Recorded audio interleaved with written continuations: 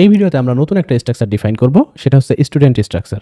আর কিবোর্ডের সাহায্যে ইনপুট নিব, কিবোর্ডের সাহায্যে ইনপুট নিয়ে স্টুডেন্টের ফিল্ডস বা প্রপার্টিসগুলোকে ইনিশিয়ালাইজ করব।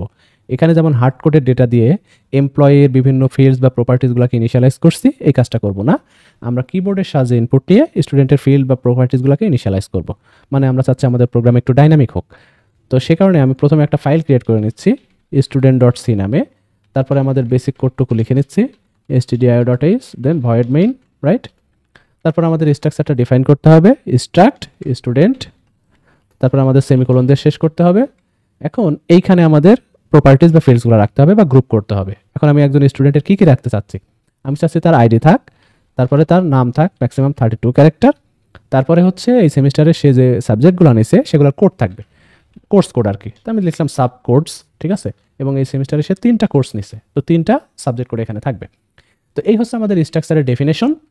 এখন এই ডেফিনেশনের সাথে আগের এমপ্লয়ি স্ট্রাকচারের ডেফিনেশন কিন্তু একটু মানে পার্থক্য আছে আর কি এই দুইটার। আপনি খেয়াল করেন এখানে কিন্তু একটা প্রপার্টি কিন্তু সাবজেক্ট কোডস, রাইট, সেটা কিন্তু একটা অ্যারে। আপনি বলতে পারেন সেটা তো আগেও ছিল, এটা কি অ্যারে না? Of course array.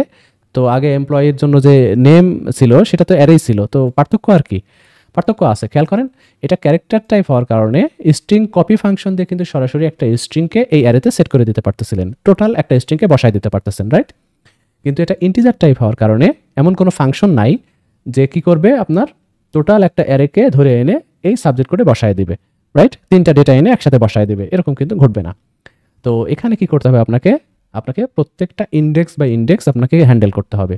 মানে সাবজেক্ট কোডসের 0তম ইন্ডেক্স 1, তারপর 2তম ইন্ডেক্স সবগুলো আলাদা আলাদাভাবে হ্যান্ডেল করতে হবে ম্যানুয়ালি। তো এই হচ্ছে পার্থক্য। তো আসেন আমরা প্রথমে একটা ভ্যারিয়েবল ক্রিয়েট করি struct student st equal to initializer block। আমি এখন ইনিশিয়ালাইজার ব্লক দিয়ে দেখাচ্ছি, একটু পরে কিবোর্ড থেকে ইনপুট নিয়ে কীভাবে ইনিশিয়ালাইজ করতে হয় সেটা দেখায় দেবো। তো সিরিয়ালে আমাদের প্রথমে আইডিটা দিতে হবে 101, তারপর ধরেন যে নামটা হচ্ছে হোসাইন, তারপরে কি একটা প্রপার্টি যেটা একটা অ্যারে, তাই না? তো অ্যারের ইনিশিয়ালাইজার ব্লক হিসেবে কার্লি ব্রেস, এবং প্রথম সাবজেক্ট কোড হচ্ছে 203, পরেরটা 204, পরেরটা 205, রাইট। এভাবে আমরা ইনিশিয়ালাইজ করে দিলাম টোটাল স্ট্রাকচারকে। এখন যা যেটাগুলো আমরা প্রিন্ট করবো, প্রিন্টএফ %d id, রাইট, এটা হচ্ছে ইন্টিজার তাই %d, দেন এটা হচ্ছে st.id। তো এরকম আরেকবার করলাম, এটা হচ্ছে আমাদের নেমের জন্য, তো এটা হচ্ছে নেম, কিন্তু এটা হচ্ছে আমাদের স্ট্রিং %। তারপরে প্রিন্টএফ আমাদের সাবজেক্ট কোডস, রাইট, সেটা কিন্তু একটা না, রাইট, একটা অ্যারে। তো অ্যারে তার একবারে প্রিন্ট করতে পারবেন না, এটা লুপের সাহায্যে প্রিন্ট করতে হবে। তো ফর ইন্ট i = 0 থেকে শুরু করে i <3, 3টা সাবজেক্ট কোড আছে i++। তারপরে আমাদের এখানে প্রিন্টএফ %d স্পেস দিয়ে সাবজেক্ট কোডগুলো প্রিন্ট হবে। এটা হচ্ছে st.subject_codes, এই অ্যারের প্রত্যেকটা আইটেম একটা একটা করে আসবে, রাইট। এই হচ্ছে আমাদের কোড, আমরা ইনিশিয়ালাইজার ব্লক দিয়ে ইনিশিয়ালাইজ করলাম, তারপরে ডেটাগুলো আমরা কি করছি, প্রিন্ট করছি। এখন gcc student.c এই ফাইলকে যদি কম্পাইল করে রান করেন, দেখেন যে সব ঠিকঠাক আউটপুট দিছে। তো এই হচ্ছে আমাদের আইডিয়া ইনিশিয়ালাইজার ব্লক দিয়ে। এখন এটাকে জাস্ট আমি কমেন্ট আউট করব, দিয়ে কি করব, struct স্টুডেন্ট st ভ্যারিয়েবলটা জাস্ট ডিক্লেয়ার করলাম, ইনিশিয়ালাইজ করলাম না। এখন এই st এর ভেতরে যে প্রপার্টিগুলো আছে st id, st name, st subject code, এগুলো সব একটা একটা করে আমরা কিবোর্ড থেকে ইনপুট নেব এবং সেট করব। তো প্রথমে প্রিন্টএফ এন্টার আইডি, ঠিক আছে, এই লেখাটা দিবে এবং আমরা স্ক্যান করব একটা আইডি, এবং কোথায় স্ক্যান করব, এটা হচ্ছে stid তে, ঠিক আছে।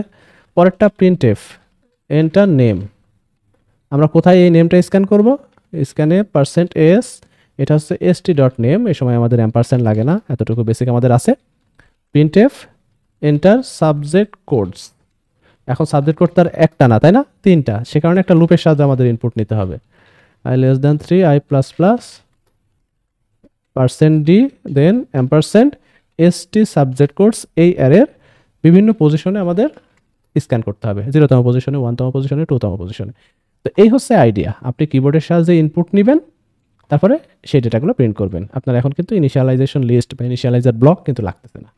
তো এখন জাস্ট কোডকে কম্পাইল করেন, রান করেন, আইডি 101, নেম মারুফ, সাবজেক্ট কোড 202, 203, 204, রান করেন, দেখেন এটা কিন্তু ঠিকঠাক রেজাল্ট দিচ্ছে। তো এই হচ্ছে আইডিয়া। তো কারো কোনো সন্দেহ থাকার কথা না, কারণ এটা বিশেষ কিছু না, ইনিশিয়ালাইজার ব্লক শুধুমাত্র বাদ দিছি, দিয়ে স্ক্যানএফ প্রিন্টএফ, মানে স্ক্যানএফ আর কি, অ্যাকচুয়ালি স্ক্যানএফ দিয়ে আমরা জাস্ট স্ক্যান করে নিয়ে যার ভ্যালুগুলো আমরা কি করছি, সেট করে ফেলছি, আর সেট করে আমরা কি করছি, প্রিন্ট করছি। তো কারো কোনো সমস্যা থাকলে অবশ্যই কমেন্ট বক্সে জানাবেন। তো আশা করি বুঝছেন।